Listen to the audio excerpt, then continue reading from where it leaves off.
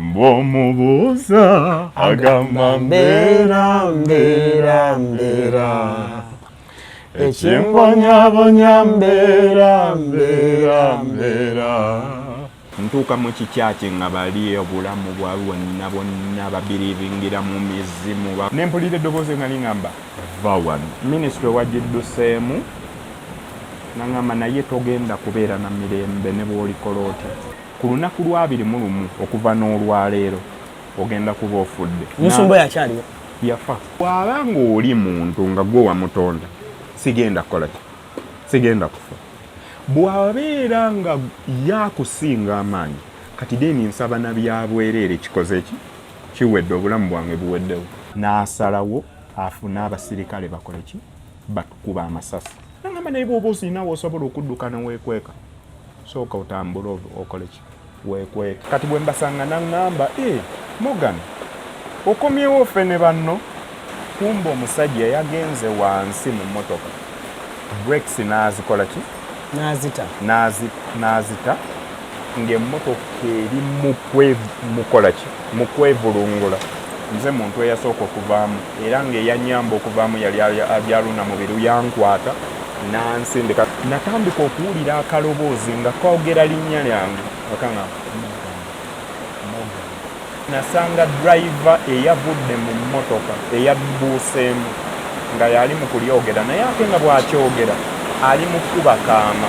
Natuuka waka mama wange ne yeekanga nnyo naŋŋamba ki ne mugamba okuva n'olwaleero ndokosa. Exizoni ne mugamba $5,000,000 naŋŋamba it's okay album gireete nanituzia era samugomya nantuna bwati naŋŋamba tuyimbidde emyaka teriyo yali atuguze wadde ezo sinde mwana gw'ofulumiza oluyimba lumu ne bakuwa $5,000,000 gwe. Kikutwalira obudde bungi okwekolako naddala bw'otuuka ku kukola akasige teweeraliikirira. Prem Touch Makeup Studio be bakugu mu kukola obusigo obuwangaazi mu bika eby'enjawulo okuli microblading nga kano kawangala okumalira ddala emyaka 3, microshading nga kano kawangala okumala emyaka 5, saako ne combination ya microblading ne microshading. Ku Prem Touch Makeup Studio tukola ne facial okendeeza amasavu okuggyako obusundo, tattoo tukola permanent hair removal okosaako ne body waxing. Prem Touch Makeup Studio tusangibwa ku Ginger Road ku kizimbe kye Toban Center omwaliriro ogusooka Suite 51, 52 ne 53 nga wakava ku Food Hub. Okumanya ebisingawo kuba ku Note 755 536 697 oba Note 773 878 669. Prem Touch, where beauty meets precision. Kale nyongero banirizaako yonna gye musinzidde okubanga mutulabira. ALLANCRUZ gemanya CRUZ exclusive gwe mukutuka musinzidde okubanga ate mutulabira. As always tutudde ku Landstar Hotel nagamba eri opposite Papa Sport. Baba ne live band balina emmere ennungi ebyokunywa bya mulembe ebyokulya ebintu weebiri biri taratibu. Naye njagala okubuulira obulamu bw'ensi eno teweevumanga nsi eno nga tonnafa. Bulijjo oba ebbanga lyonna nayagala okulaba ku musajja gwe bayita Morgan Isaac. Bulijjo nayagala okulaba ku musajja gwe bayita Grace Morgan. Mamange yamwagala nnyo. Nina omwami baali bamuyita Kula ng'ali ntebe eyo kubayita oba yayita tawaba Emma Abotamale awo kubayita ababiri awo ekawafu. Bannange oli omusajja yali mukadde naye ng'azanya ennyimba za Grace Morgan. Nze kwena mama yamwagala nnyo naye ate nakwagala nnyo naye nze nali mmanyi musajja mukadde. Nze nga bwe mpulira eddoboozi ku radio mama ng'azanya ennyimba nga mmanyi musajja mukadde. Naye olunaku olwaleero nina akakisa oba naawe olina omukisa abadde tamanyi bagenda kukubuulira ennyimba ezimu nkimanyi ojja kwewunya ogambe CRUZ oleetanga gwaleeta. Bulijjo oluyimba yaluyimba bulijjo olwo yaluwandiika. He's a famous gospel artist okusinga naye nga nemukuwandika ennyimba awandikidde abayimbi bangi naye nga ye ng'omuntu ayagala music wa gospel era gwawandiika. Gwe ow'omulembe guno nnyinza okugamba akayimba ediga ayambala ng'omukazi ekiro ne yeeyita Zerida. Yono omwami gwe nnina olunaku olwaleero sanyusa okulaba ssebo. Muganda wange neesimye okulabako.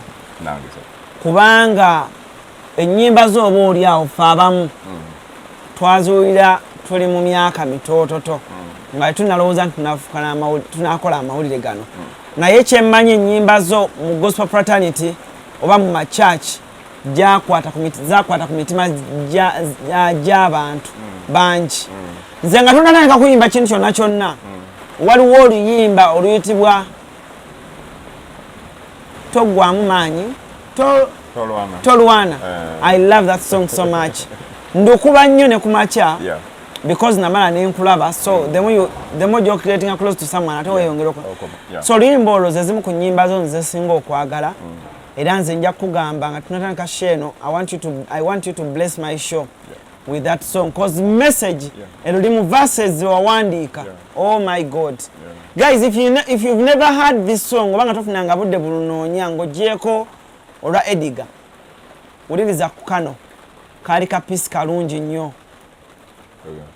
Nakulabye okutekutta majo kati era nkulaba okaba kiki ekikumazeeko emirembe bannange wano walina essanyu naye wajerya dda tokyasaaga tokyanyumyako na mikwano gyo buli kaddobeera onyize tumisinga smile yo ekikulu weerwanira nnyo entalo olemeddwa kati okoze naye nze nkugamba tolwana nalwana wali ngamba toyomba gwe anayomba wali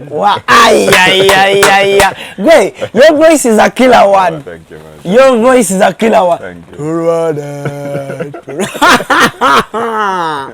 Naye gwe eriyo abantu nga Mukama yabawa amaloboozi. Do you just make it over? Nedda bwentyo Yeddoboozi yo? Yeddoboozi yange. Amaloboozi ga Beesagwe galina engeri gye ganyinyogeramu nga mpulira. Kwegamba mpulira omuntu nga really ekitegeera. Mpulira omuntu nga ayimba kuba Mukama yatuwa obuloboozi butonotono buno. Naye mmwe bw'oba oyimba oli mutono. Why nedda waliwo abasajja boosanga nga katono naye nga agenda ovaamu eddoto nogayi nange nze kennyini akugamba nti oli mutono. Wayimba kapela music? Wayimbako kwa kapela? Nabeerakoko mu kwaya kwaya ye Namirembe ate ekyewuunyisa edda ate bwe nalinga nyimba nga bakazi. Olimba? Nalinga nyimba nga bakazi nga nyimba obuloboozi obwawaggulu ennyo. Ndowooza obulira ne mu luyimba lwa Mbeera akapaati akasembayo ezo nooti ezawaggulu ennyo nga naye okyazisobola? Ne kaakati bulungi. Sampuli nga mukompire kati nga mu Mbeera? Abizibu mwayita osobola okubikuwonya.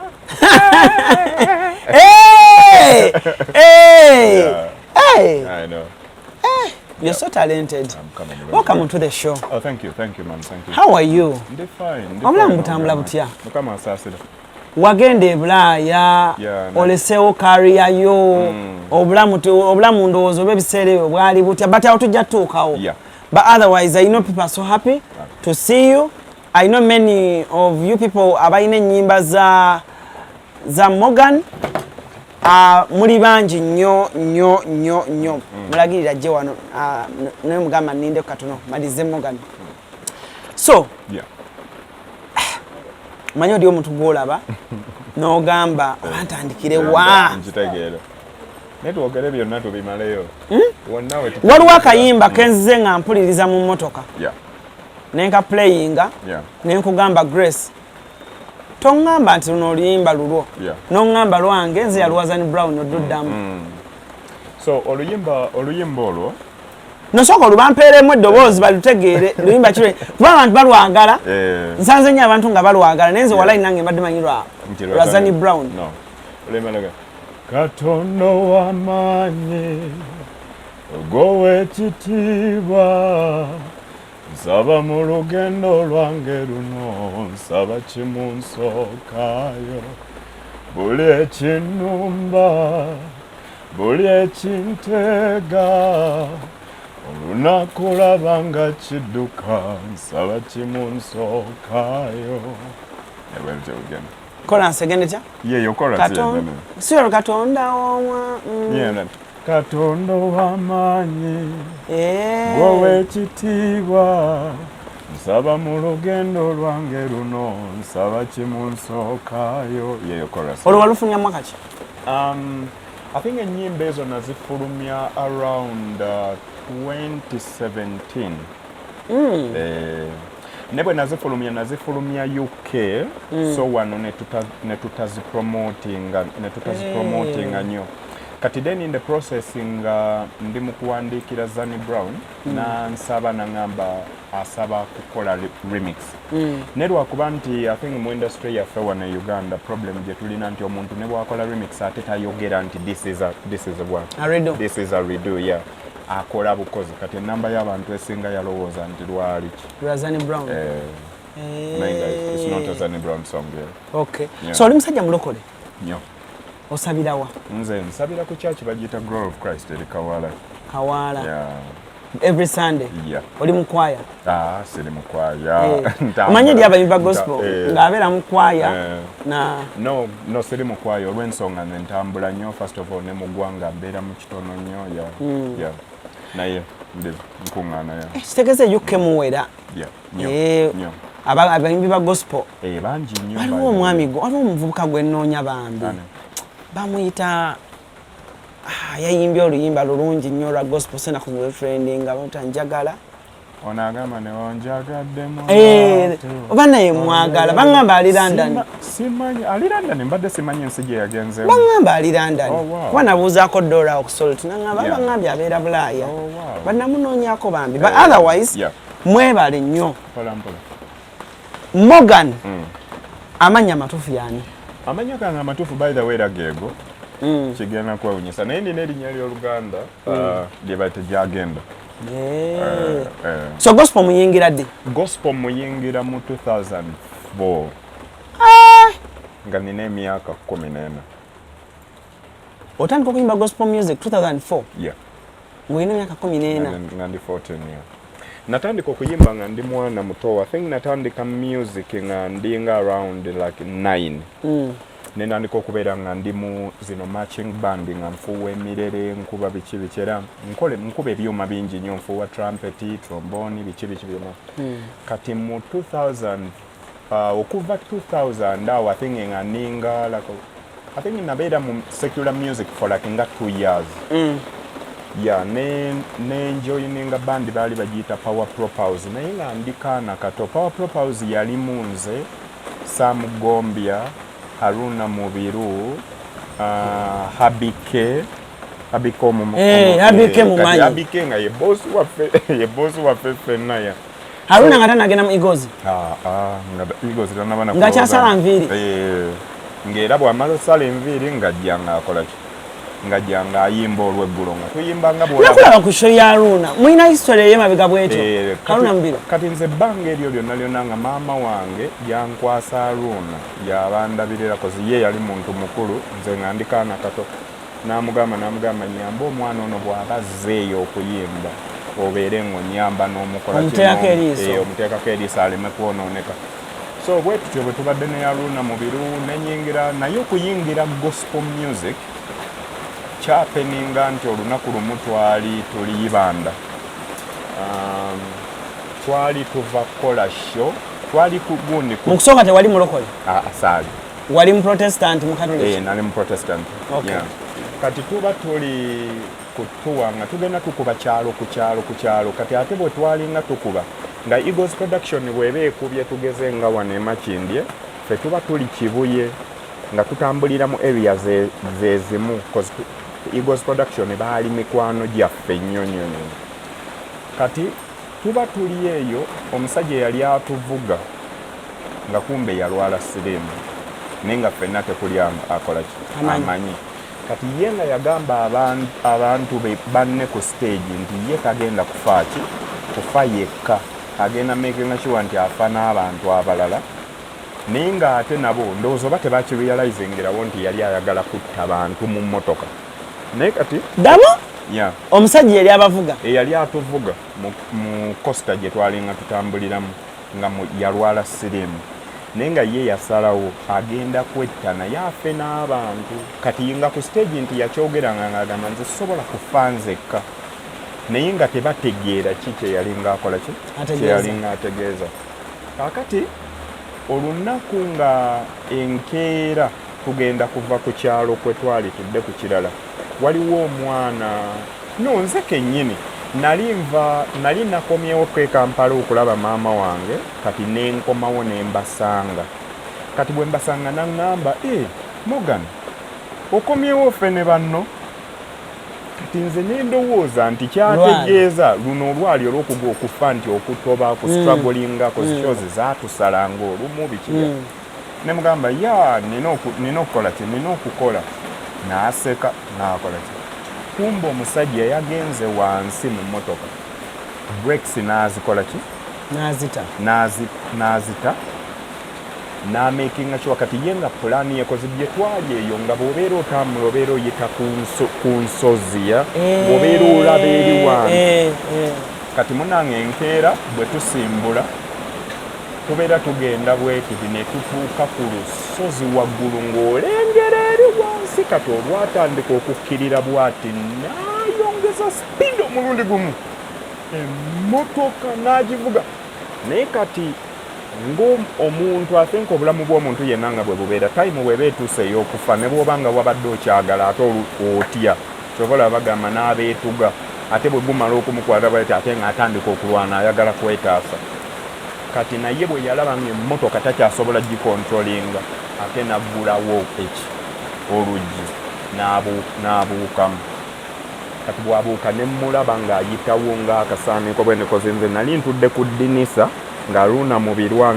antudde wano sijjukira baani baali batudde bino byogera Hajaluna abimanyi bulungi nnyo kaakati bwe mulaba ng'ayitawo bw'atikoze ffenna twali tuli mu kkuba nduuluya nenzigula eddinisa omulundi gumu nange nkole ki mbuukemu Hajaluna mu biru nankwata nansteeka wansi nanyigira wansi mu ntebe emmotoka neetandika okuluzinga control sijjukira how it happened naye ngenda okuddamu okutegeera ng'emmotoka eri mukola ki mu kwevulungula surprisingly neekola ki neetuuka nestopinga bwetuuka nestopinga nze muntu eyasooka okuvaamu era ng'eyanyamba okuvaamu yali Hajaluna mu biru yankwata nansindika ndowooza bambi yalina ekikozi nali kaana katoya nansindika nansitula nempita mu ddinisa nenyimirira waggulu naye bwe nyimirira waggulu ku mmotoka nga noonya engeri gyenvaayo nsobole okukka wansi natandika okuwulira akaloboozi nga kwogera linnya lyange akangamba naye nga neebuuza laka eddoboozi livaawa nga siritegeera nengetinga so confused nenoonya engeri paka bwe nanoonya nenzika wansi kati bwe nakka wansi nga mpulira ero eddoboozi lisigala likola ki lyogera naye nga kijja si kigambo kimu linnya lyange kati nentandika otambula nga ngenda noonya wa eddoboozi gye liva nga ntambula nzira emmotoka obwedda gyeva nentambula natambula ebbanga balira we lyawera paka bwe nasanga driver eyavudde mu mmotoka eyabbuuseemu nga yali mu kulyogera naye ate nga bw'akyogera ali mu kkuba kaama okay so tusuze ne tuwummulamuko kubanga enkuba kyekola e Kampala wano efudemba so ogenda uli akaloboozi katono ogenda tuukawo kati ngenda okutuukawo nga ye driver yennyini eyabuuseemu naye ekyanneewuunyisa ennyo laki kyanshookinga nnyo era nalwabo kozi nali mwana muto nga nali sikirabangako namusanga nga kino ekibatu nga kiri waneeno amininge bwe yaguddewo omukono gwayingira ne gumuyingira muno munda kati kanunga kano kwolaba nga kali wano nga kagiraba sikitegedde kati alabika ndowooza bwe yava mu mmotoka bwe yali agwa yasimbawo omukono amagumba g'omukono gonna ne gamuyingira munda kati eno part nebeera nga yeri wano meaning ng'eno part yonna yayingidde munda ng'omutwe guzimbiye nga munene nnyo ng'ekintu kyokka kyosobola okulaba mimwa naye ng'ayogera bwogeza ekigambo kimu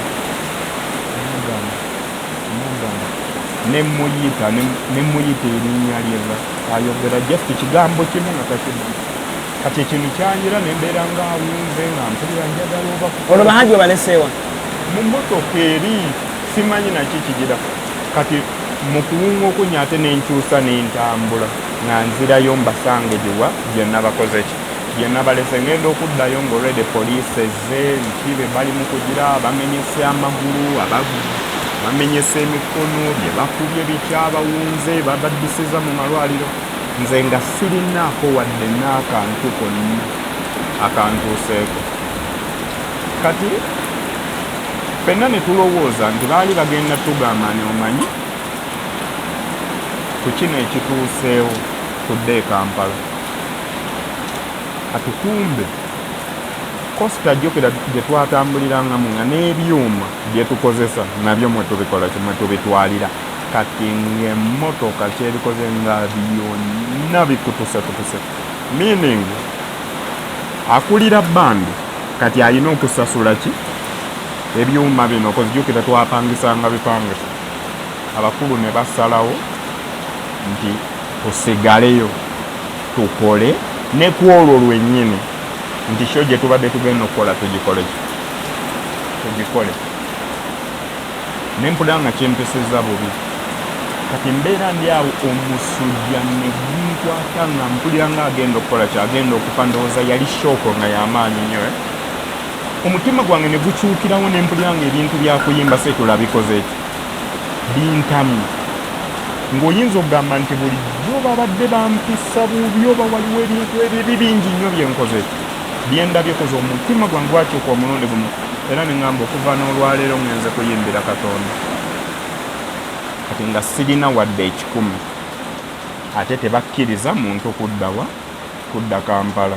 Esi mukasya kano kankwanjulye mami gadgetsi abakulembera mu education gadgetsi zonna mu Uganda bayina tablets z'abaana zonna mu bikanga syamusanga apo oligimo ate nga bayina n'esina keyboard bayina ebimotoka by'abaana ebimundu essaawa bags z'abaana bottles container ng'ogasseko ne building blocks bayina headsets z'abaana bayina smart watch zonna ate nga ziri oligino bayina wireless charger ate nga basisinkanibwa wali ku Pioneer Mall edduka li PA11 ate ng'osobola bakubira ku 0703-69-69-04 gambye ekikwasagana ne education gadgets zonna oyina kwekwata mami gadgets kubanga yasinga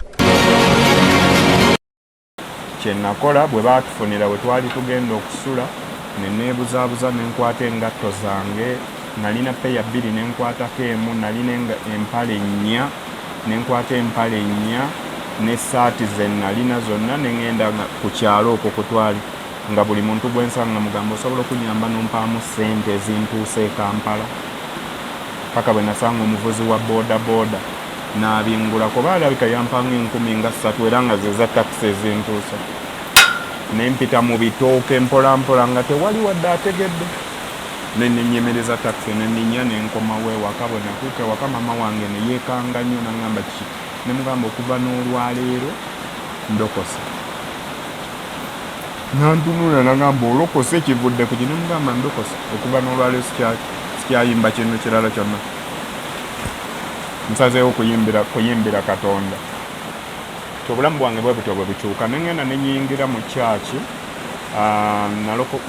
natandikira mu kyaki ya Pastor Namutebi baali ebiseera ebyo nga bali Mmengo ne guess what buli kyaki gye nagendangamu nga mbasaba nti banzikirize ennyimbe nga bangoba nga teryanjagala n'omu nzijukira omulundi ogwasembayo okusabira walina amalaaso swalina wadde n'ekyeno nali mwana muto naye omulundi ogwasembayo waliwo eyali akulira worship team wa Pastor Namutebi najja nemwegayirira lwali lwanaku lwa Sande nemugamba nsaba kunzikiriza kujoyininga worship team nambogolera nangamba forward ekiroboozi kyo tetukyagala nakugamba dda nayo nemeddeko nempulira omutima gwange nga gukoze gwenyise nga gumenyese nempulira gune kakati ate the funny thing ebiseera ebyo Maria Mundagire ng'anoonya yalina bandi ng'anoonya omuntu asobola okuyimba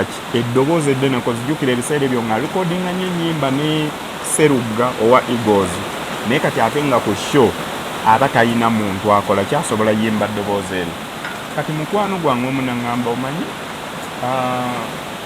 Maria Mundagire I think bakwetaaga ne munange buli lwe nagezangako okwagala okugenda okujoyininga bandi ng'omutima gwange mpulira ng'omuntu agenda okukola ekintu ekibi era namaliriza sigenzi naye ate to make matters worse maama wange kozi teyali happy nze kuva mu bandi kulekerawo kuyimba secular yanyiiga nnyo kati naŋŋamba kati ogenda kubeerawo otyo because jjukira bwe nali nganjira nali nga nfunayo akasente nga batusasulayo 15,000 kozi twali bantu banaku nnyo nga tusula abantu bangi era ndowooza babulimu obulamu bwe butyo tusula mu kazigo kamu akasenge kamu nze ne maama wange ne baganda bange bano go first born nedda nze ndi wakusatu ndi in the middle naye nga tuli banaku nnyo maama waffe nga mukazi mutunzi w'amatooke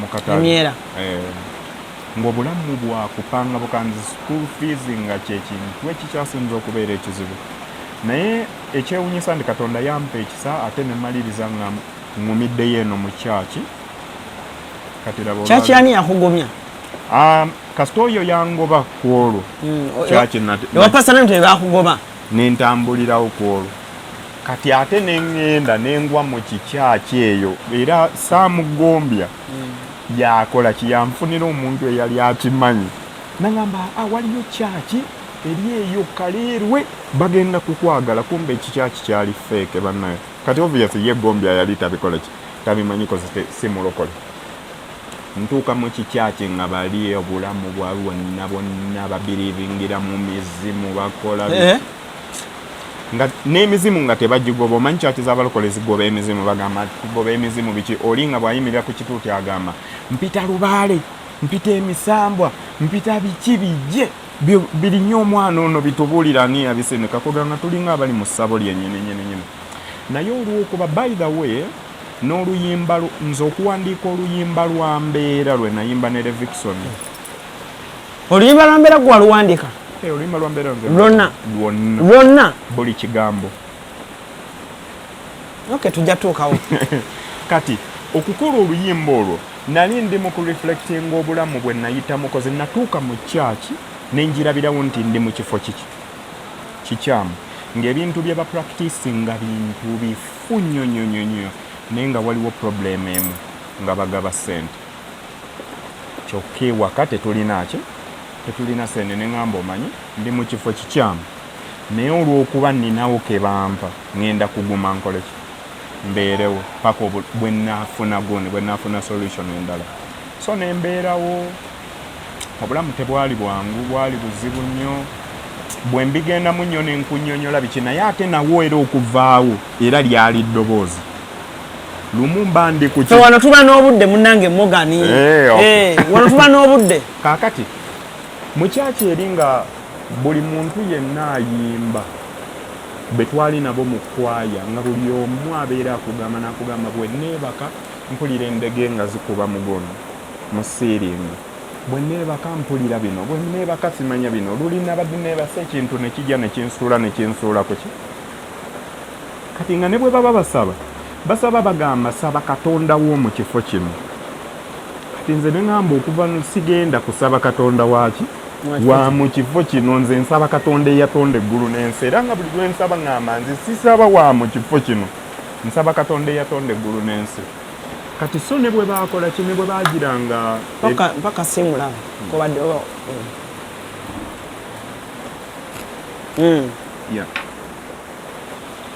so kati ne bwe baasabanga abantu simanyi emizimu ne gibakuba ne bakola ki nze nga tewali kikola ki tekimbeerako kati olunaku lumu tuba tuli ku kituuti tuyimba nga omanyi nga bwe munabeera nga muyimba nga vaibu ya maanyi nnyo nempulira eddoboozi nga liŋŋamba va wano ng'oyinza olowooza nti music yenna asirika ne noise yonna abantu gye bali mu kukola abayimba bonna bonna esirika omulundi gumu awantu ne wabeera quiet eddoboozi ne libeera kiriya nga ligamba va wano ate nga ddene kati bwe lyayogera nengeetera confused n'endoboozi oba nentunula naye ng'ate ebidongo ate bizzeemu nenzira mu maaso nenziramu nenkola ki nenyimba nekiddamu nekyapeninga omulundi ogwokubiri nembuuza ono eyali akuba gita nga nyimiridde wano kumpi nemugamba gwali mu kwogera nange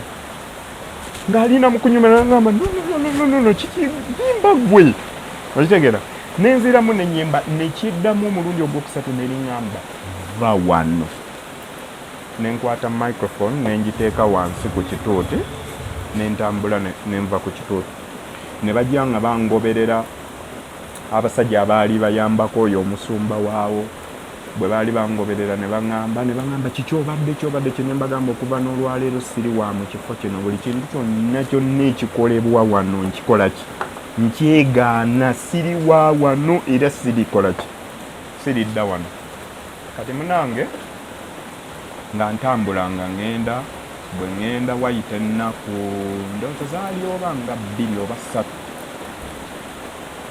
oyo nno tuli mu 2 kati ng'atandika ng'olwo waliwo mukwano gwange yali asabye omulimu ku Radio Uganda naye nga Radio Uganda nga tesasula kati ng'ogenda bugenzi gwe n'obeera mu programu n'oyogera bw'ovaamu bwega n'ogenda ng'oyita ku b'amaduuka no ng'obagamba osobola okumpaayo akasente n'embeera nga mu programu nkumentioninga biki kati mukwano gwange n'alaba embeera gye nalimu nga sirina we nsobola kujja ki naŋŋamba jangu osobola okujja n'okola ki naawe n'ogezaako nga tebalinako nti oba simanya nti okola application biki era enkeera nali kugonde kumpewo nga naanika kugira olwo nno njagala kufuuka ani comedian ne musajja watu sirina fana ekitegeera kati mune tubeera kumpewo ate nga nakolayo ennaku 2 olunaku olwokusatu omusajja n'atusindikira abasirikale ne batukwata bwe batukwata ne batutwala ne tumusanga lwali luddeeyo lw'ekasubi ne batuyingiza mu nnyumba nga mwali atudde oli omusumba w'eri gye nadduse nantunuulira bw'ati naŋŋamba minisitule wagidduseemu naŋŋamba naye togenda kubeera na mirembe ne bw'olikola otya naŋŋamba ne bw'oliyimba toliraba mukisa naŋŋamba ekirala otabukanga ne Katonda n'otatabuka nange musumba yakyaliwo yafa kaakati meaning omuntu bw'akugamba nti otabuka ne Katonda n'otatabuka nange meaning yali dangerous osinga Katonda mukama kati omusajja n'amala naŋŋamba ku Mande olina okubeera ng'okomyewo mu minisitule bw'otakomawo nkuwadde ennaku 21 ku lunaku lwa 21 okuva n'olwaleero ogenda kuba ofudde nambuulira essaawa kwe ngenda okufiira eddakiika ne seconds naŋŋamba ngenda kubeera nga ntambula ku sayidi y'oluguudo abantu bangi kweyo sayidi naye emmotoka egenda kuwaba egenda kuttamu nze nzekka musumba yabigamba naye nga ebbanga lyonna lye twabeeranga kugunira twabeerangayo mu services ze nga adiringira nnyo mu bintu by'abantu okufa nga abakazi bajja n'agira musumba nze nina mujja wange ayagala kuntwalako bufumbo biki n'amugamba soma Psalms bweti ogenda ku buli ssaawa bweti ne bweti ogenda kuba okyogera emirundi bwekiti ne bwegiti 2 ku lwokutaano ogenda kukomawo nga yafudde era muba muli awo ng'omuntu akomawo banange neebaza Mukama omulabe wange yafudde abantu ne bakuba enduulu kati twali tubirabye ennyo nyinyira nga tukola ki buli omu akimanyi nti oyo omusajja bw'akugamba nti ogenda kufa oba ogenda kukola ki ogenda kufa so natya nankwasa 50,000 nangamba ezo sente za transport kukomyawo ku Monday naye bw'otakomawo ogenda kukola ogenda kufa. So ne nanoonyaawo nenfuna ennamba y'omusumba Sserwadda owa Victory ne omusumba omulala bamuyita Lwere Pastor Lwere ne mbakubira bwe naba Mukama nanyamba bonna bwe nabakubira baakwata ne bampa amagezi bonna gaali geega muyingira mu kusiiba n'okukola ki n'okusaba. Kati bwe ntuuka ewaka ebyo ebiseera nga mbeera Kosovo, bwe ntuuka ewaka ewa sisita wange ne nyingira mu nnyumba nga ngenda kutandika okusaba, omutima gwange ne nfuna ate obuvumu bwe nali sibeerangako nabwo bukyangambaawo. Sirika ne neebuuza ne ngamba naye ono muntu buntu agamba atya nti bwembe waakiri ntabuka ne Katonda ne sitatabuka naye. So ne nfukamira ku maviivi ne ngamba Mukama ne mugamba Mukama sigenda kusiiba ate era yene saala gyensaba kati ate yeesembayo. Ne ngamba bw'aba ng'oli muntu nga gwe wamutonda sigenda kukola ki sigenda kufa. Bw'abeera nga yakusinga amaanyi kati deni nsaba na byabwerere kikoze ki kiwedde obulamu bwange buweddewo. Awe nembivaako nentana ne sente mukwano gwange omunangamba sente ezo tozirya ne ngamba no ate nazo ngenda zirya. Okitegeera Katonda bw'aba gyali yeerage nti ye Katonda ankuume, bw'abeera nga taliiyo deniya ne bwe siizirya era gyasobola okundoga. Okitegeera sente ne ngenda nenzikola ki nenzirya ate nali munamwavu nnyo nenzikola ki nenzirya. Kati munange omukulu ng'ayimirira ne ku kituuti ng'atandika okulangirira ennaku z'omwezi 21 Grace Morgan agenda kufa. Abantu ne bakuba endoolo alwana ne Katonda w'omu kifo kino. Okiwulira ennaku z'olwabirimu bwe lwatuuka nali ndi waka ne ngamba naye bwe nsigala ewaka ne sitambula omusajja ono yaŋŋamba ngenda kubeera ku luguudo emmotoka ewabe bwe nsigala ewaka deni ngenda kuba ndooginze ki kye yakola ki asobola n'okugamba nti teyatambula yeekweka so kijja kwapendenga lunaku ki lulala. Ne ngamba Mukama leero lwe weeraga nti yeggwa Katonda nasiiba ntambula olunaku lwonna kwolwo mu kibuga nga bwe nsala enguudo ne ntambulira ku sayidi tewali wadde akapikipiki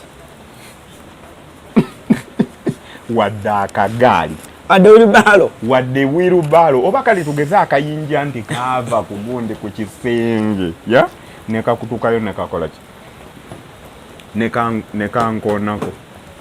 Kati bwe kibeerawo nga yalangiridde nti mbadde ngenda kufa ne ngenda mukubira nga maliriza agende bwe kibeerawo ne sifa ku lunaku lwe yali alangiridde abaana abaali mu kwaya abasinga bonna ne bakola ki kyaki ne bagivaamu. Naga ye omusajja byayogera tebikola ki tebituga ng'ono ye kimulemye okukola ki kimulemye okubeerawo. Kati n'alangirira mu kyaki n'agamba omuntu yenna bw'addamu n'ansanga abantu yenna beewala okunkwata mu ngalo kozi nze ndimu amaanyi agalwanyisa Katonda waki Katonda we. So ne tubeera nembeera mu bulamu obwo. After ekyo bwe kyabeerawo surprisingly jjukira yaŋŋamba nti sirikola ki siriraba mukisa. Omwaka ogwo guba guggwako nali nnoonya ssente nga sizirina kati kwe kujjukira ne ngamba lwaki sikubira Saamugombya ne nkubira Saamugombya ne mugamba omanyi mbadde nina oluyimba lwe nawandiise mbadde nsaba ndukole ki ndukuwe gwe oluyimbe oba Sophie Gombya alukole ki aluyimbe.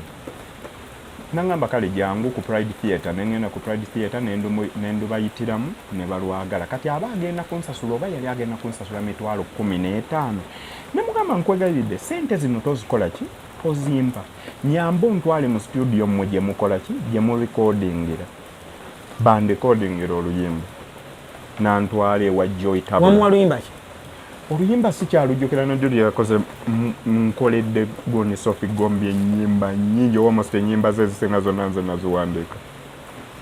Oluyimba ki kati nga mwenyumirizaamu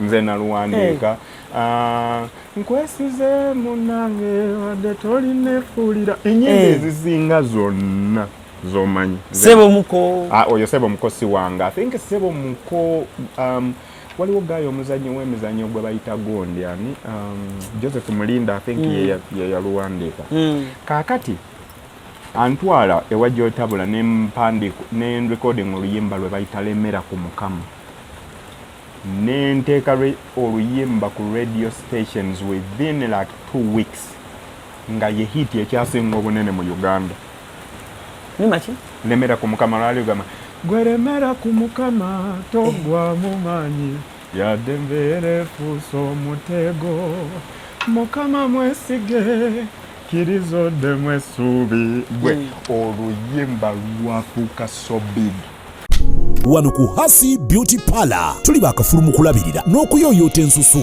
tukola facial ne tukupepeta ka feesi ne kawaweera ng'aka bebi tusiba n'okkola enviiri mu buli musono songa mu kukola pedicure ne manicure tuwekansa tusala enviiri mu buli musono ate bwe kituuka mu kukola makeup tetumanyiiyo mulala tuli muyenga ku Tank Hill Road okuliraana Italian Supermarket mu basement essimu tuli ku noti 72 682 953 teweerabira saluni egenda okujjayo bulungi bwo n'ekitiibwa kyo ye Hasi Beauty Parlor a world of beauty.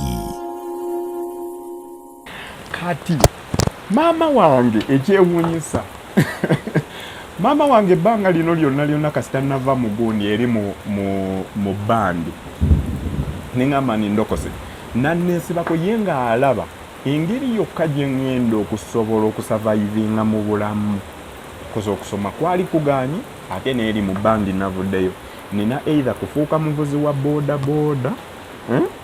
oba makanika oba mubaziira nga buli lwakeera ku makya agamba mwana wange genda muwalimu akuyigirize pikipiki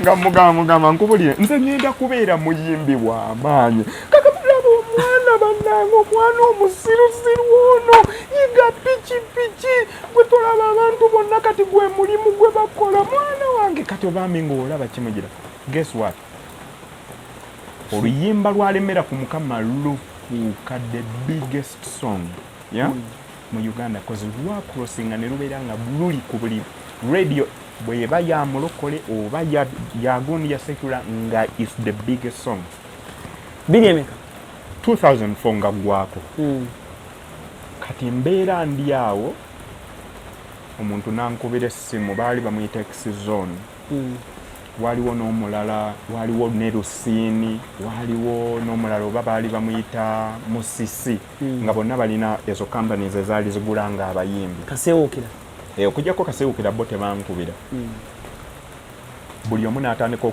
okumbuuza oyagala ssente mu albamu yo kati bwe bateekawo abasinga baali baŋŋamba sema miliyoni 2 miliyoni 3 X-Zone ne mugamba miliyoni 5 nangamba it's okay album gireete naye yali ewera nga nzirina already ennyimba naye sinabazikola ki sinabazirecordinga era kasita yaŋŋamba ni miliyoni 5 naye nzirukira weewa tabula ne mugamba tabula turecordinga albamu yonna ekole eggweyo ne tuzirecordinga zonna ne tuzira era saamugomya nantona bw'ati nangamba tuyimbidde emyaka teriyo yali atuguze teriyo yali atuguze wadde ezo sente mwana gw'ofulumiza oluyimba lumu ne bakuwa miliyoni 5 gwe obulamu bwange bwonna ne bukyuka almost mu mwezi gumu kale ffe tetwabirabako ebyokugula abayimbi albamu gwe it was amazing kapaati kenneerabiddeyo kati kino njagala kyogera because abantu bonna abali eyo bafuna okusoomoozebwa abantu abasinga ne babivaamu kati ne bwendikodinga oluyimba lwalemera ku mukama mba sinnabaddutoeka ku radio station nasooka mukwano gwange omu nantwala ku kyaki eyo ekamwokya nga bampadde amagezi nti bw'oba okoze oluyimba olina okugendako mu makyaki n'oluyimba osobola oddukola kyo dupromotinga tutuukayo omuvubuka eyali akulira programu ya service eyo ya service yalinga y'abayimbi nga muyina okubeeramu deni omubuulizi yaggalawo bwe yantunula bwati nambuuza osabira wa ne mubuulira ne mugamba nsabira Kasubi nangamba va wano bwana mmwe mujja wano eno ne mulimba nti muli balokole bwe mutuuka ku bituuti ne mutandika okuyimba ebintu ebyekisirusiru sikumanyi togenda kuyimba n'agaana olunaku olwo waaliwo pasita Bugembe Kirwana Africa bonna obamanyi waaliwo Roni Mukisa abayimbe ba gospel abaali ab'amaanyi bonna baaliwo ku olwo nga bazze okuyimba. Guess what? Baateekamu nga bw'oli muyimbi CD gye bateekamu tezanya ne ba struggling nga time neetandika okurunning out ne bagenda ne beeyazika CD play endala ne baddamu ne bateekamu CD z'abayimbi ne zigaana kati ne batuuka ne baleeta play ey'okusatu era neekolaki neegaana so ne basalawo ne bagamba ebyabayimbi okuyimba because ekyo biganye because time eweddeyo ate omubuulizi alina okubuulira kati omubuulizi yali Apostle John Bunjo ku olwo n'agamba bannange sigenda kulinnya kituuti nze mu mutima gwange mpulira nga waliwo omuntu alina osooka okuyimba nze nga sinnabakola musala amagezi gonna kati omuvubuka yali akola noone yali aŋŋaanya okuyimba n'amugamba naye bannange CD zonna ziganye tugezeeko neeyakanaakaana ulina aboggola n'agamba nedda olwagira n'agamba ono n'agamba amama mpaamu tetugenda muwa kuyimba naye jasi tuteekemuko buteesi bwe yagiteekamu ati ndeezanyirawo n'agamba oli n'agamba player kati ammeeteredde muteekewo ne baagala okuteekamu Kirwana Maka Africa bwe baateekamu CD ye negaano soma ne bazaamu ey'omulala negaano bino byogera byali real. Yes. Simanyi oba abakulu abo bonna bakyagijjukira eyo incident naye omuntu agijjukira bulungi Apostle Bunjo. Kati munange bwe bamala oli n'agamba kati ne Apostle Bunjo wa church ki? Kati Apostle Bunjo alina church eri Bombo. Naye y'omu kuba abantu be bayita wana abasumba abakyasinza okubeera ab'amaanyi. Sure. Yeah. Okay. Yeah, bamuyita Apostle John Bunjo. Yagadde omulabako. Kaakati bano babiri ne bafuna ne batandika okuyomba. Kaakati CD y'ono omwana yeeyimba kyo kuganya ate oli aganya okulinya omusumba Apostle aganya okulinya ku kituuti. Kati ono kyeyava agira n'agamba kale tukaleka kagende ku naye gwe kaana gwe komugeza n'oyimba ebyekisirusiru ngenda kujja nkusikeyo nga bakola ki nga bateekamu CD nyeeplayinga nga ngenda tebaayogera nakwogera ndi simanya katwanirize gundi koganga balaga emitima gyabwe myenyamivu nnyo okubeera nti banzikiriza olinnya ku kituuti oluyimba ne lutandika Alani nayimba oluyimba ng'oyinza olowooza waliwo ekintu ekiguddewo mu bantu abantu ne banfuwa ssente nga balinga abagudde eddalu abantu ne buli wali olabyeko omuntu n'ayimba nga teyeetaaga gamba muntu nti simanya enduulu siziwulira simanyamu ng'abayimbi bwe tutera okukola simanyago engalo simamuyimuke abantu bonna kyaki nebangiguddemu egundi bwe mmaliriza okuyimba Apostle Bunjo n'ayinya ku kituuti n'agamba okuva n'olwaleero mwana gwe teri we ŋŋenda kuyimirira kubuulira nga tosoose kukola ki nga tosoose kuyimba. Kaakati antwala mu kyaki ewa emu babuuza ne babuuza nti oyo eyali MC n'agamba banange buli muyimbi yenna ali mu kuyimba olwaleero CD zaabwe weezirimu bawagire muzigule banange okujjako eya Grace Morgan yekka yatalina kati ate nga nva kuyimba olwo oluyimba abantu ne balwagala nnyo.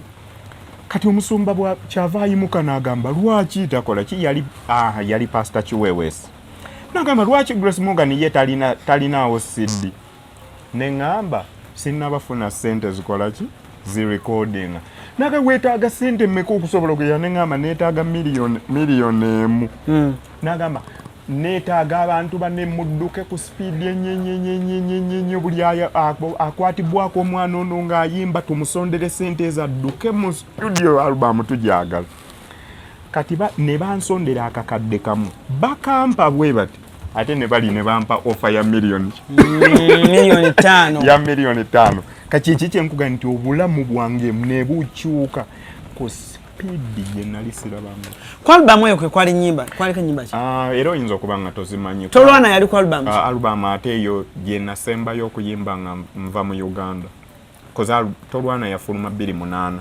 emisini yatunga tuli mu kusoma ya so kati bwe ntyo bwe navaayo obulamu badde mugezesa kungi nyo kubanga nze according ku byempulani bye nawulira Morgan Isaac Grace Morgan bana simanyi lwaki because Morgan Isaac ne mukwano gwange ate muyimbi wa gospel Grace Morgan yaliko nga y'omu ku bayimbi abasinga obunene mu gospel mwe mwafuna ku ssente z'abakasiwuukira ba XCLUSIVE ekyo kituufu kati myaka egyo wazikolamu ki nali muto era ekintu kye nasooka okukola nagenda nempangisa akazigo nengula buli kintu kyonna kati ndi muntu ayagala ennyo ebintu ebirungi nnyo nagula entebe nga zezikyasizeeyo okubeereza akabi nengula rediyo ndowooza nga yenkana obunene nga yenkana bweti nengula maama wo omwavu teomulowoozaako kugenda kati obulamu bwange bwonna by the way omuntu gwenkyasinza okwagala mu nsi era omuntu gwensinga okufaako ye maama wange naye kyamukumi waali ne taata taata wange yeyafa naye gongenda ku admitinga kweyo time nali mwana muto namwerabira nakyamuka cause just imagine nalina emyaka emeka nani emyaka 14 mfunye million almost 6 bulijjo n'emitwalo 10 sigikola ki tolina kye wakolamu yadde sirina wadde ekyamagezi kye nakolamu naye nagula bintu bya mu nnyumba DVD player nagula buli kimu nga nina ekitanda kye kyasinzeeyo obunene jukira ne shows ofuna kaakati naye ebyo ebiseera yes shows nga tufuna naye ebyo ebiseera tebyali nti omuntu osobola oyimba gospel nti ne bakuyita ku show ne bakuwa ssente tekyaliwo era Katonda we yatusaasiliranga nti twali bayimbi abaabeeranga nga osobola okujja n'oyimba n'ovaawo ng'abantu bakufuuya emitwalo 89 ekitakyaliwo kati simanyi eno mu secular kiri kitya ne mu gospel kizibu okulaba ekintu kati bwe kityo nti abantu bayiira omuntu ssente bwe batyo koze nze nzijukira olunaku lumu Laneeka omumanyi Laneeka asobola okubuulira nagenda n'ennyimba erugogo era oyo aposo bungi ogwembadde njogera ye yali ategese olukuŋŋaana ne banfuuwa ekiveera ne kijjula ssente ne banfuuwa ekibbo nga kijjudde amasimu ng'abantu ssente zibaweddeko kati ne batandika nga awuli akwata najja mu simu kaadi essimu n'agikola ki era Laneeka ye yali omwetisi kwolwo olunaku so waalingawo ekisa ekyo ekyatuyamba okusobola okubeera nti newankubadde baalinga tebatusasula ng'osobola okukola ki osobola okubeerawo kati with all this fame ne fame gye walina na buli kimu nga bwe kyali kitambula when do you decide oba when do you make that hard decision okusalawo n'ogamba kaŋŋende ku kyeyo kati nze sisalangawo ko kugamba nti kaŋŋende ku kyeyo I think ekintu kyali bwe kiti nali ŋŋenda bweru just kwatendinga waliwo Musumba yali ategese olukuŋŋaana n'aŋŋamba kakole ki kampi no teyaŋŋamba by the way nze namukubira namugamba naye Musumba lwaki sikola ki sijja n'aŋŋamba nze bulijjo nninda gwo ŋŋambe n'aŋŋamba kati ate ng'ebi mu mutima gwange gwonna nalinanga kazini wange nze nga mmanyi yajja okukola ki yajja okuntwala ebweru era twakula ffenna mu famire nga tubiriivinga oyo ye muntu agenda okukola ki naye gy'abeera ffenna gwe tugenda okuyitirako naye ebintu bya Katonda byewunyisa era nze kati ŋŋamba nnyo mikwano gyange ne mbagamba nti olwaleero bw'ondaba olw'okuba nninako wendi bw'obeera ng'oli mukwano gwange tokiteeka mu mutima gwo nti nze ŋŋenda okutuusawo ogenda okukola ki wokubeera oyinza osanga nga ate omuntu gw'ogenda okumiitingira ate ku nze ate yagenda okukola ki kozi tomanya wa mukisa gwe wegukola nebaza omusajja wabita Richmond yasooka okuntwala mu Europe Richmond ow'e London ate nali mmanyi bangi ba promoter baali bangi abeeranda nga mikwano gyange nnyo but nakolagana ne Richmond mu week emu eyo nga musanze tetwemanyi nnyo nantwala e London. So bw'okyogera bw'otyo nali nki experience nze ngamba nnyo abantu osobola okubeera ng'olina emikwano 10 naye nga ku gyonna tekuli n'omu gw'ogenda kukola ki gw'ogenda kuyitirako ng'ate lumu oliba oba ng'olina w'ogenza okubasanga ate osanga omuntu omulala ate yalaba value ey'amaanyi mu ggwe. Kati munange omusumba ono akola ki? Mbadde mbimixinze.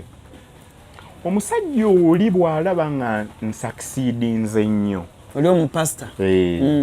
Ndowooza ne kimubeerera nga kimukoze eki kimuzitooweredde. Kaakati ate n'abasumba bano abalala nga Pastor Kiganda baani ne batandikawo ekintu baali bakiyita Operation Kilinde, simanya Kilinde House. Kati nga baddira ne banoonya information abantu gye baba balina ku basumba abafere n'ogibawa bo ne bagenda ku radio stations ne bakola ki ne bajoogera ne bagamba omusumba ono mukyamu akola bwati ne bwati.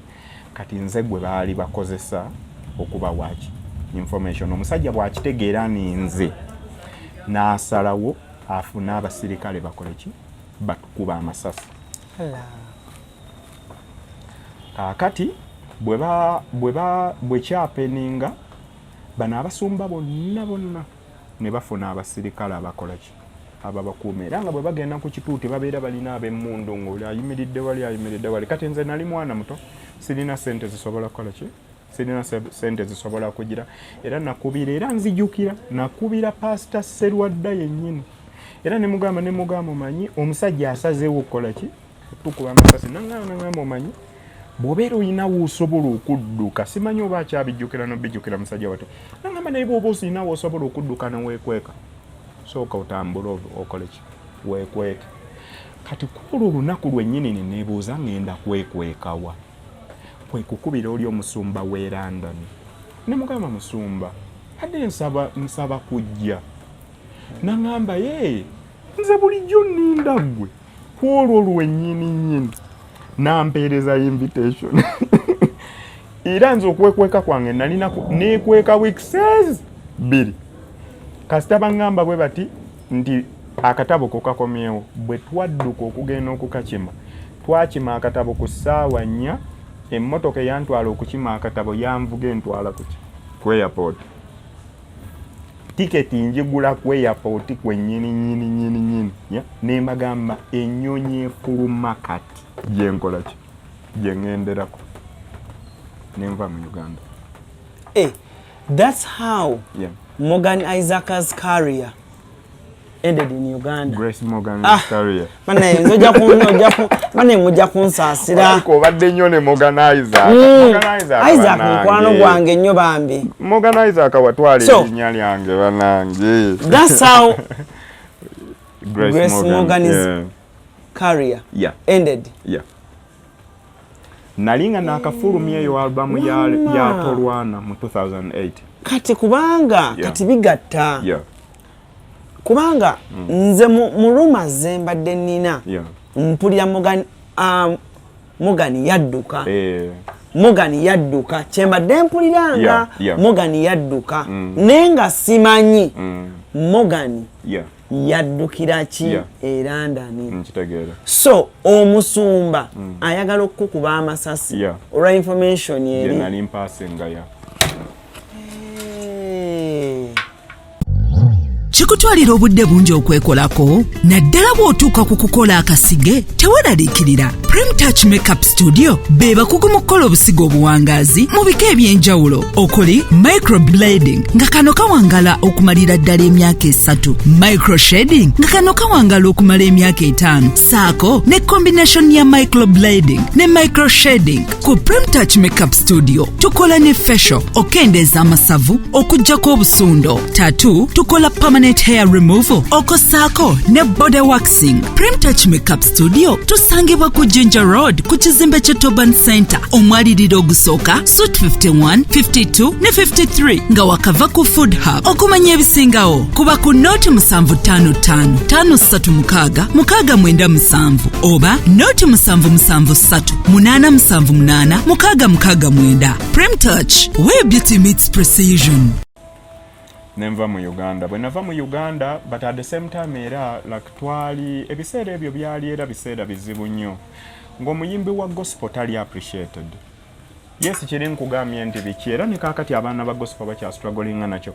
Kati bwe natuuka ebweru ngajjukira nga ngatta kino ekintu ekyokubeera nti already waliwo abaagala okukola abaagala okunzita ate lako obulamu ne ngamba omanyi kantandika obulamu ki kantandika obulamu obupya. Yeah. So bw'otuuka e London, yeah. Otuukira mu kitundu ki? Era natuukira bwolaba Richmond we yakutwala East London. East London. Yeah. Mwe nali omwo. Obulamu bwatambula butya? Katonda yanyamba goge mazima nze sisobola kugamba nti nabonaabonera ebweru. Katonda bwe natuuka ebweru, Katonda yanyamba nga ndiko feva nga buli muntu gwensanga abanjagala. Nga abantu bawufaringa nagamba kati ubirawa ajangu oji ubiri wangu osobola okubeera wange paka bibintu byo bwe birikola ki bwe biriterera abantu ne banfaako nnyo.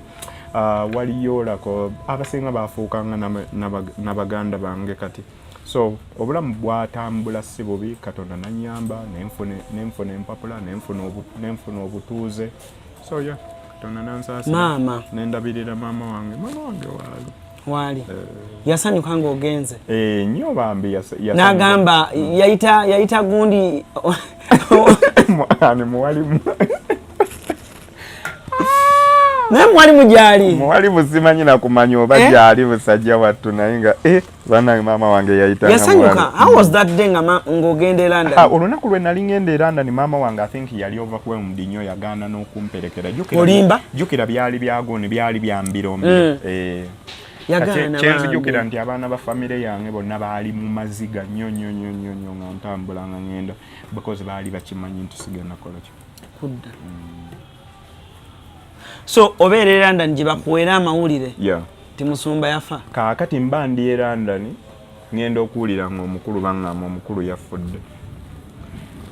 Neewuunya ne ngamba sisanyukira kufa kwa muntu yenna naye at the same time nakyo kikuyigiriza nti tosobola kwesimba era kyekyo nina ne mwe nakiyimba mu luyimba nti buli kintu Katonda kye yasimba ne bw'okola otya kimaliriza kimeze bw'abanga ye yakisimba. Olwaleero wendi taliiwo. Yagamba nti gwe agenda okufa. Naye kyensaba Katonda kansuubire nti bwe yali akola ki bwe yali agenda okufa yenenye ebibi bye n'asonyibwa n'abeera nga tali mu geyeni. So ogenda mwaka ki e London? 2008 nga gwako. Yali December ya 2008. Okomawo ddi e Kampala? Naakakomawo nzeeyo.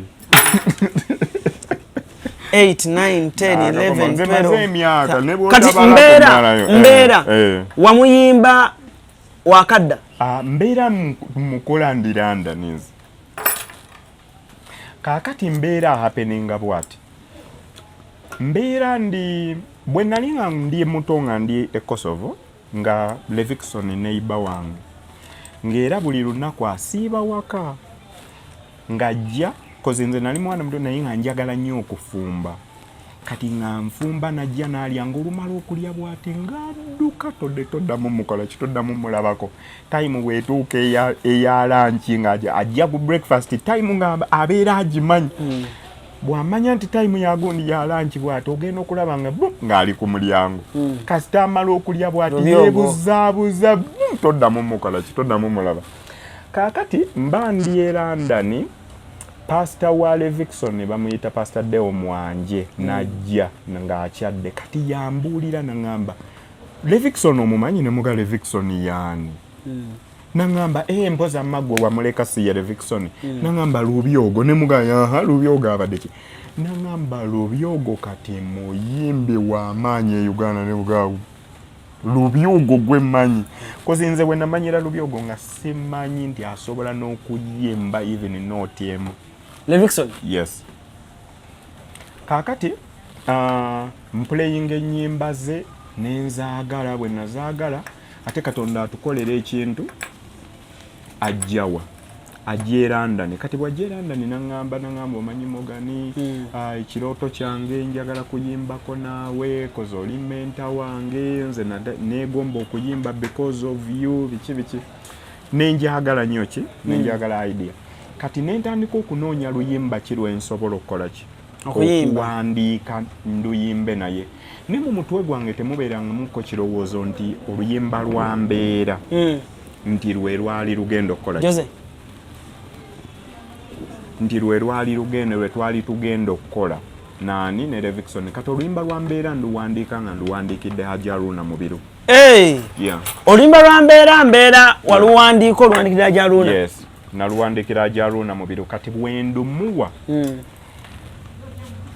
terwako ndowooza oba n'atalutegeera koza muntu nnyo ayimba laavu kati ndowooza teyalutegeera gw'olwo oluwandiise lwa laavu nali nduwana andi ayimba nnyo laavu kati luno ng'ate luli just ku bulamu bwa bulijjo nagamba naye kaakati luno biki bwe yakyogera bwato nagamba wait oluyimba luno kandweyimbira kaakati kwe kulukubiramu Levikson ate naye nga mubuulirako bubuulizi nti omanyi luno oluyimba njagala kuluyimba kati dena ate njagala kuwandiika ate olwaffe lwe tugenda okuya Levikson kwe kuŋŋaana ngamba nedda luno lwennyini lwe tuba tukola ki lwe tuba tuyimba.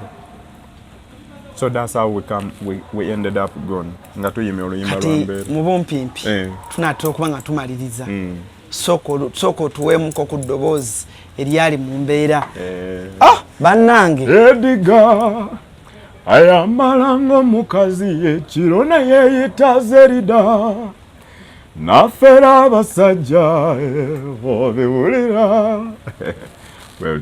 atostopinga ebintu byayogera Ediga wabafera bannange bisesa nze byabasajja nani nabyekuba bampe chips ne vodka bebi nze saagala kunjiwa ayushiwa togenda kudduka yekoza abayitika ne bazimuwa abamugwamu ne bakuba naye era Ediga oluwona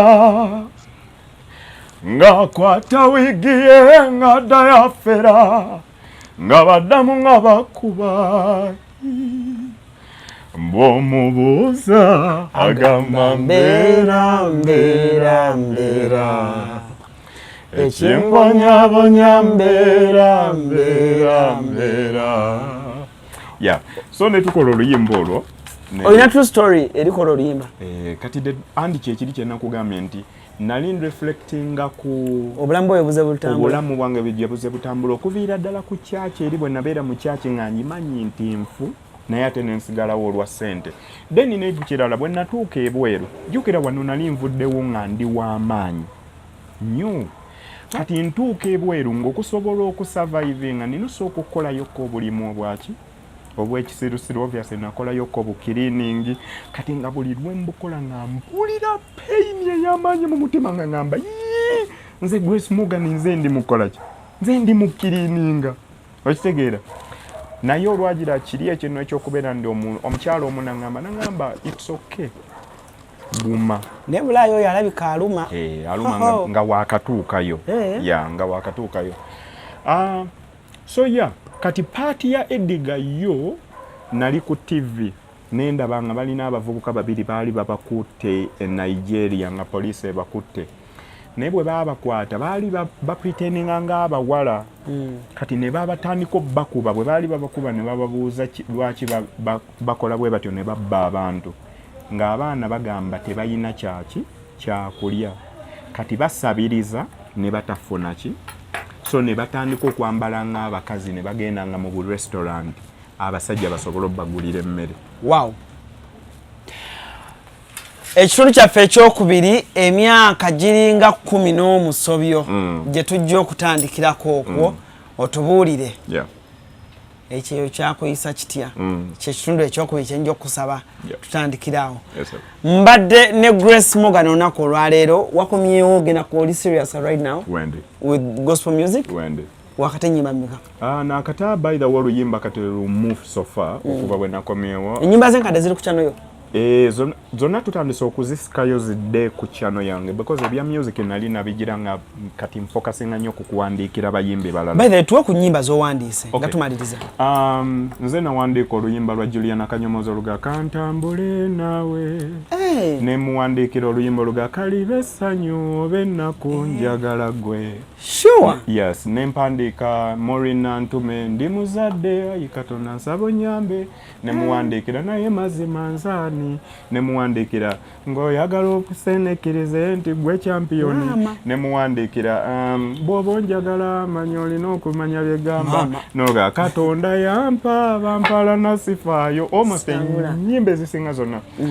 Hajaruna mubiru ne mpandiika tiketi bazigulawo ezikulaba ne mpandiika sente zitawanya naye n'obwavu nabwo okufa ne mpandiika kangule nkyakasaale kuba bakwema nkumu ne mpandiika baby luno olugamba baby wamalawo ebitome bya love ebisinga baby so ne mpandiikira Zani Brown yafuuka muyaye kati aginywa ne mpandiika noonya akafo gye mukweka nyimba nyingi nnyo zenka.